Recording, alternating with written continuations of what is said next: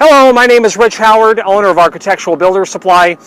I've come here to this pile of new cut logs to bring you a definition of the difference between heartwood and sapwood as it's used in the harvesting of trees for use in veneer. You can see that the end of this log, and this log is every bit of 30 inches in diameter, has a dark portion to the center of it and then a lighter portion on the outside, all the way around of the log. That inner portion, and I'll move up here a little bit closer, the inner portion of the log is what's referred to as heartwood. The heartwood, this portion here that you see, is always darker, has darker characteristics to the veneer than the lighter portion defined as the sapwood seen out here. Understanding the difference between both of these is an extremely important concept when it comes to harvesting of veneer for use in door construction. Take, for example, birch.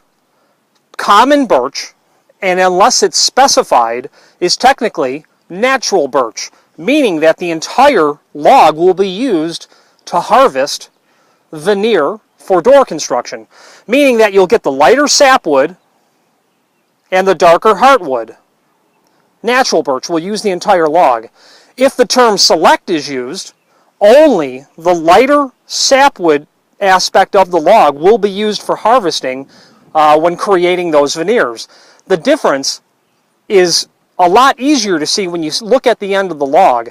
If you have a natural birch door or natural, any sort of species of wood that uses the term natural and select would apply, like birch, you can see that you will get darker variation or darker contrast in the finished product, in the finished veneer, if you're using the heartwood in addition to the sapwood. You can use any of that.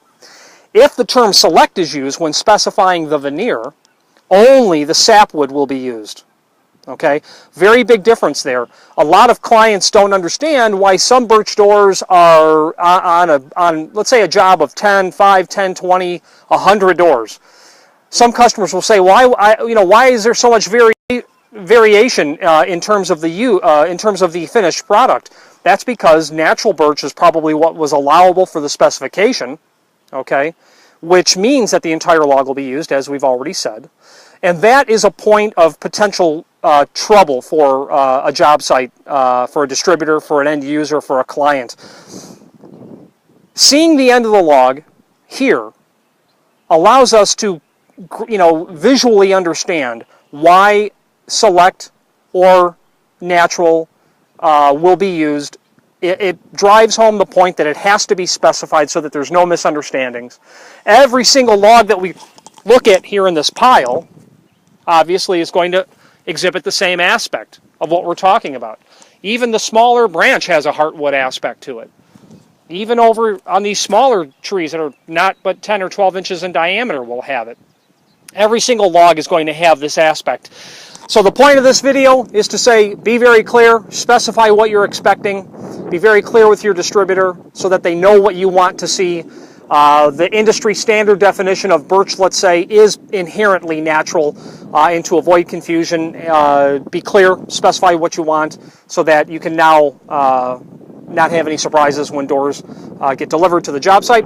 If you have any questions on the difference between heartwood and sapwood on logs or veneer construction, please feel free to reach out to us. Another very good source of information, of course, is the Architectural Woodwork Institute, AWI. This would all be covered under their some of their sections as it pertains to doors and the methods by which harvesting of veneer, how it's used, the qualities of different levels of veneer are also very clearly defined.